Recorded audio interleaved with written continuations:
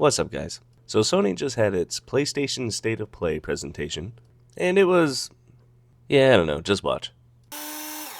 Starting off, they introduced some DLC for Astrobot, which admittedly I have not played this game, but it actually looks pretty good. I do want to play it. I have a soft spot for platformers. I grew up on platformers, so I would like to play it. I've heard some good things about it. But maybe Sony fans are just happy that they finally got a real game instead of an interactive movie. I kid. But they show some DLC for Astrobot, which is 5 new speedrun levels and some skins, like a Helldiver skin and, some other stuff. It's just Sony marketing all their other IPs, which I don't think is a bad thing. I'm not going to complain about that. It just adds to it. This whole thing kind of reminds me of what Little Big Planet used to be, and I'm okay with the replacement of that. Kind of miss that game, and Astrobot looks all right, so this part of the presentation wasn't bad. Then we move on to a Metro game that is going to VR. And I have to admit that this actually does look pretty cool and kind of fun. I do really like the Metro games. It's interesting world. They're fun games to play. But you're not going to get me to drop $500 on a VR headset to just play a couple of games. I'm not paying for those. Like, that's been like one of the biggest obstacles in getting into VR is, it's basically the cost of a whole new console just to even, start playing some of these games. And so it's always kind of like in this weird state of limbo. If they have more stuff, like there was Half-Life Alyx, that game looks really cool. That might convince me to get VR. But until they come out with like a lot more games, it's hard to justify actually getting it.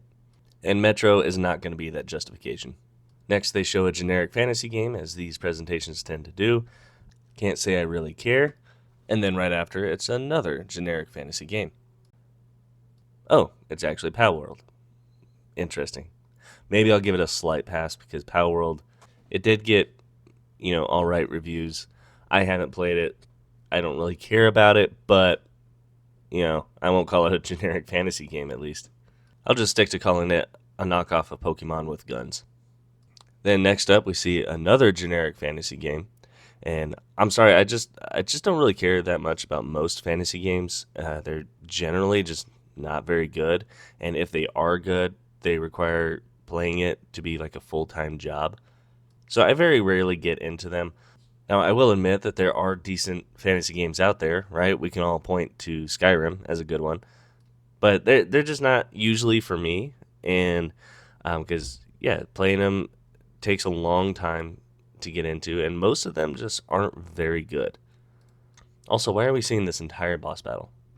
Anyway, most of them just are usually kind of generic knockoffs of Dragon Age, and even Dragon Age is starting to feel like a generic knockoff of Dragon Age. Oh, this game is Dragon Age. Well, that proves my point. Next up is the Alan Wake 2 DLC called The Lake House. And I will admit, I'm actually pretty excited for this one. I really liked Alan Wake 2. That was one of my favorite games of 2023, probably my game of the year. I thought it was a good story. I thought it was a huge jump in quality from the first game, which hasn't aged very well, to be honest. And anyway, this DLC looks like it's going to be adding some more of the lore from like Control as they, continue on with this shared universe they've been building since, well, at least Control. So, this DLC, it looks spooky, it looks fun, expanding the world of Alan Wake. So I'm looking forward to this one. I will definitely be playing it the second it comes out. Next, we have Hitman VR, which looks interesting, actually. It looks kind of fun. I mean, they're over here blocking bullets with pans. So, I don't know. That looks cool. Looks like a fun little sandbox. But once again, runs into the same problem. It's not going to convince me to buy VR. It's just... there's just been nothing that's revolutionary or, crazy that's going to get me to spend a bunch of money on something that only has a few games. Not going to do it. But to be fair, console players have been doing that for about 10 years, so. Then there was a Legacy of Kain Soul Reaver. Looks good. Never played it. Then there's Dynasty Warriors. It looks fun. It looks interesting. I'm not going to play it, but I'm sure somebody else will enjoy it. It's clearly something that's made for fans of Dynasty Warriors, and I think that's fine. I'm not a fan of it. It looks interesting. I think people who are already fans are going to enjoy it, so I won't be playing it, but somebody will. Then there's Monster Hunter Wilds, which, in my opinion, was actually probably the strongest part of the presentation. I'm not a Monster Hunter fan. I haven't played a Monster Hunter game since, like, the PS2. But this game looks cool. Like, I like the environment changes. The monsters look cool. The gameplay looks really fun. And so, yeah, I think they might actually get me to play this game. Then there's Lego Horizon Adventures. Yeah, I don't know. That's just a weird choice. Like, I don't know if this is a game or, like, an add-on to something. I didn't pay that much attention to it because, like, I like Lego games. Don't get me wrong. But didn't particularly like Horizon Zero Dawn. Like, sorry if you like it, but I thought that game is boring and overrated as hell. But now a Lego version of it, I don't know. That's just a weird choice. Anyway, moving on. Then, keeping with the theme of Horizon Zero Dawn, it's getting a remaster, which I don't think it needed a remaster, but I guess this is just what Sony's doing now. They're just constantly milking the shit out of all their exclusives. Like, did we really need 50 remasters of Last of Us? No, I don't think we did. And we definitely don't need a remaster of this one, at least not this soon. But I don't know. I didn't really care that much for the original game. I definitely don't care about the remaster. And yeah, like I said, don't think it needed it. Then there's a collaboration between Stellar Blade and Nier Automata. Automata? I don't know. How's that said? Whatever. I guess Coomers are eating good. Moving on. Also, I used a Dana Carvey clip earlier in the video because he actually makes an appearance in this presentation. Truly a man of many talents. Anyway, then they had a segment for the PlayStation 5 Pro, and all I'm going to say is if you are actually going to spend money on this thing, just go ahead and admit you're a fanboy. Okay? Moving on.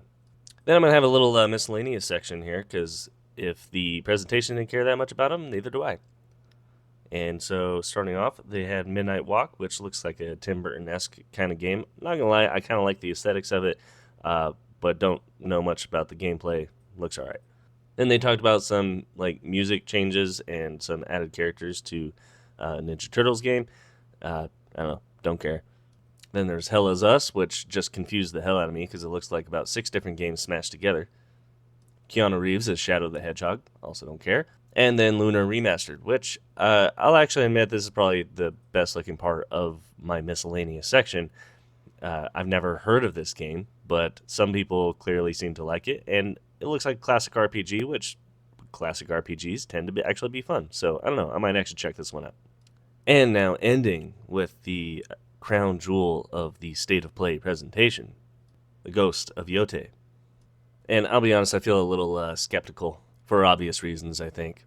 So it's technically a sequel, which it seems like nobody will really like fully admit to it being a direct sequel to Ghost of Tsushima, but it is technically a sequel.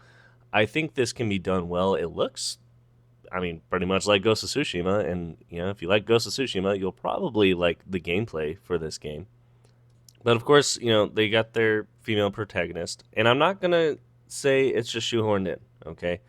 I think it's a little early for that. However, I will say I don't trust them to actually do it right. I think this has the potential to be done right. I think they can do it well. I think most of the female characters in Ghost of Tsushima were done well. I just don't trust Sony to not do some whack shit with it. They have kind of broken my trust before. So yeah, it has a cool aesthetic. It looks like it can be good. Honestly, I think the only thing going against it would be is if they do something whack with the female protagonist. But if they actually give a damn about character development and not just make her marry Sue, then I think it can be done well. Here's hoping. We'll see, though. Right now, I'm going forward with some cautious optimism. So anyway, there you have it. There's pretty much the whole presentation. I may have missed a couple of parts, but if I did, they didn't matter that much anyway. So yeah, there were some good parts, but overall, I think this presentation was just kind of mediocre. Wasn't bad. I've seen some people call it really bad on YouTube. I don't agree with that. It wasn't terrible. I've seen some terrible ones, but it wasn't particularly good either. So there's some things to look forward to. There's some things to be cautious about, and then there's just a lot of things actually that I just don't care about. Anyway, that's it for today. So go ahead and hit that like and subscribe if you're not subscribed, and go ahead and watch another one.